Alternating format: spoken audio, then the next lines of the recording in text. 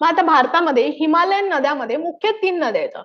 सिंधू नदी, त्यानंतर गंगा नदी आणि ब्रह्मपुत्रा नदी आणि यांची संपूर्ण प्रणाली. ठीक आहे, ड्रेनेज सिस्टीम असं म्हटलं जाते. तर नदी प्रणालीचा अर्थ काय होतो? एक मुख्य नदी असते. मुख्य नदी म्हणजे तिचं पात्र सगळ्यात मोठं आहे.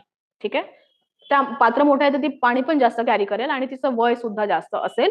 सो ऑब्व्हियसली सिनियरिटी मॅटर्स, म्हणून तिला मुख्य नदी म्हटलं जाते. बाकीच्या ज्या लहान सहान नद्या असतात ज्यांना तिच्या उपनद्या म्हटलं जातं, उपनद्यांपेक्षाही लहान काही नद्या असतात, मग त्यांना सहाय्यक नद्या म्हटलं जातं. आणि हे मुख्य नदी, उपनद्या आणि सहाय्यक नद्यांचं एक जाळं बनते, एक वेब बनतं, ज्याला आपण टुगेदर काय म्हणत असतो तर नदी प्रणाली असं म्हणत असतो. सिंधू नदीची नदी प्रणाली भारतामध्ये आणि पाकिस्तानमध्ये आपल्याला असले दिसून येते. मॅक्सिमम पाकिस्तानच्या एरियाला ड्रेन करायचं काम सिंधू नदी प्रणाली करते. गंगा नदी हे एक्सक्लुझिव्हली इंडियासाठी काम करते, म्हणून आपण गंगेला फार जास्त महत्व देतो.